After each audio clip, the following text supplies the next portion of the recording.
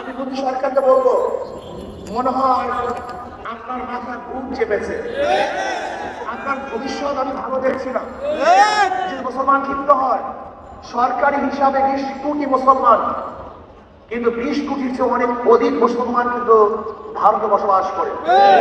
আল্লাহ পাকের সরকার মুসলমানের সেরা শক্তিশালী, কিন্তু মুসলমানরা কিন্তু সেই দেশটাকে নিজের দেশ মনে করে। তারা এই কথা মনে করে না যে ভারত অন্য কাউ দেশ।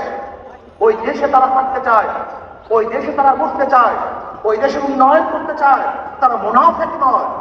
আজকে প্রতিবাদ সম্মেলন কেন? ভারতে মুসলমান একের পর এক নির্যাতন হচ্ছে। কাশ্মীর অবৈধভাবে দখল করেছে। হায়দ্রাবাদ এক সময় স্বাধীন ছিল, ভারত সেগুলো দখল করেছে। মুসলমানদের বাবরি মসজিদ থেকে চুরমার করে ফেলা হয়েছে। ইয়ামানি মসজিদের নিচে শিবের লিঙ্গ পাওয়া গেছে। মুসলমানদের বহু মাদ্রাসা, এই আসামের বহু মাদ্রাসা বন্ধ করা হয়েছে। আমাদের মুসলিম নারীদেরকে ভারতে অবৈধ ধর্ষণের পর হত্যা করা হয়েছে। মিথ্যা গরু গোশ বহনের অভিযোগে বহু মুসলমান সন্তানদেরকে পিটিয়ে হত্যা করা হয়েছে। মুসলমানদের সমস্ত অধিকার থেকে বঞ্চিত করা হচ্ছে। শেষ পর্যন্ত অফলাইন বাতিল করে মুসলমানের সমস্ত সম্পত্তি দখল করার চক্রান্ত করতেছে।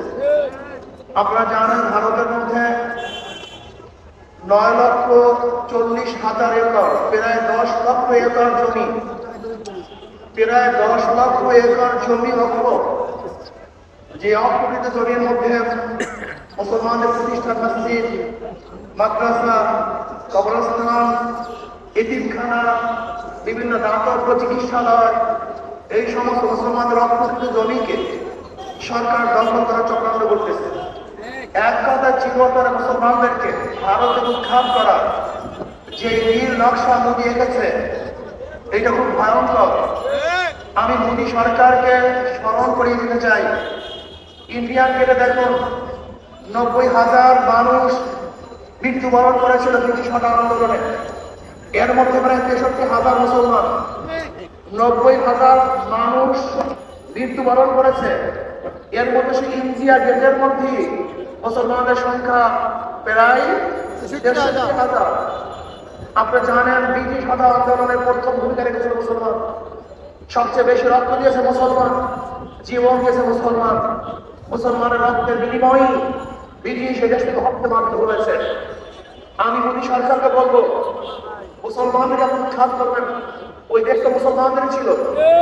আপনারা জানেন 1803 সালে দিল্লি যখন ব্রিটিশ দখল করে, সেই দিল্লির মাথাতে কে ছিল?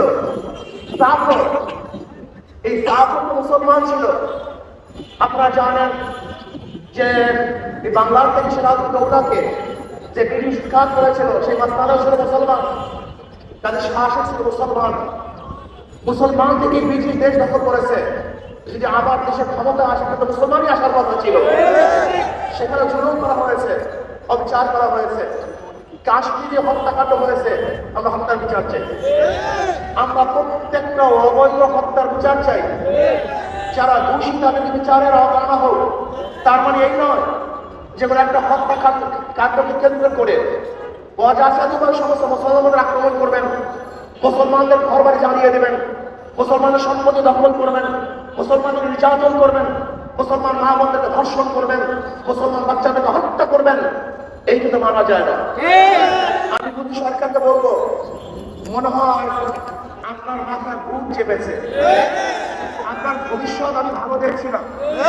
যে মুসলমান ক্ষিপ্ত হয়, সরকারি হিসাবে 20 কোটি মুসলমান, কিন্তু 20 কোটির চেয়ে অনেক অধিক মুসলমান কিন্তু ভারতে বসবাস করে।